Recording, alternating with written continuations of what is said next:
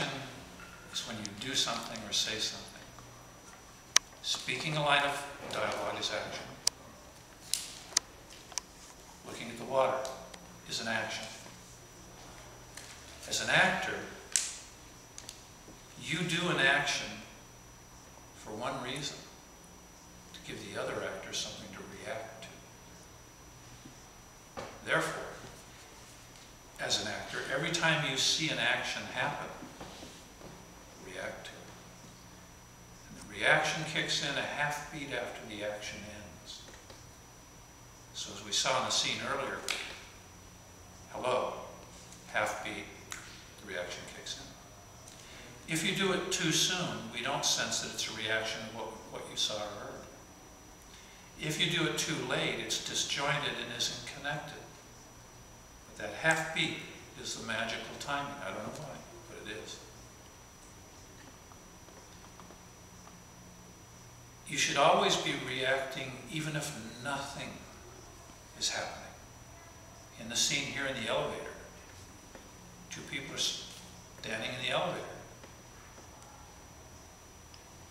I'm sorry, your name was? Richard. With Richard, I had him counting his fingers. His OCD is that compulsive, calculating, energy working. And it set up everything that followed in the scene. Laura was primping, had that internal sexual gyroscope going on, which obviously caught the partner's attention and led her to her action. So you've always got to be defining the character in some way. Now, it doesn't have to be big action. It can be very internalized. But you have to know who you are, and you have to be conveying it at all times. Sometimes very small action. So the action-reaction is very important. A reaction is a dance. Because you're conveying these inner thoughts with body language. It can be stepping away from somebody, your startled jump when she got too close to you and said something. And it impinges, it imposes on the audience, and it makes us react the same way you react.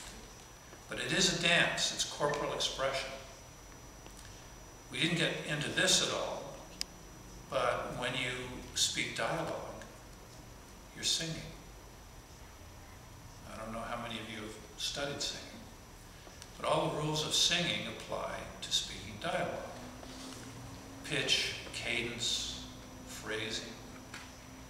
So at one point, we had someone say, would you like to come to dinner, want to come to dinner at 8 o'clock? Well, you can say that as a whole sentence, but you could also say, want to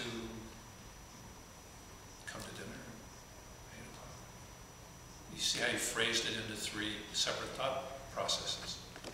The less sure of yourself you are, the more likely you are to break it out into more phrases. So there's no right way to do it. There may be a best way for you to do it for your signature, for your brand. So when you get dialogue, the amateur mistake is to speak in full sentences. Start with the capital, go to the period. Go to the next capital, to the period. Break it up into thought patterns.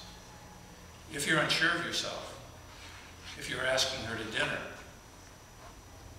would you like to come to dinner? And it helps convey the intent. But think in terms of separating action and reaction. The amateur actor reacts with the next line of dialogue. Hello, hi. Well, sometimes you might do that, especially if you're nervous and jumpy and you want to. But if the character isn't nervous and jumpy and needs to speak right away, or they're not in an argument where typically you're almost crossing over each other's lines, show us what it did to you to hear what was said. It doesn't have to be a 3-minute reaction, it can be a split second even. But it should have an impact on you, and therefore will have an impact on the audience, because during the reaction is when the audience bonds with you, believe it or not. Because they can relate to an emotional reaction.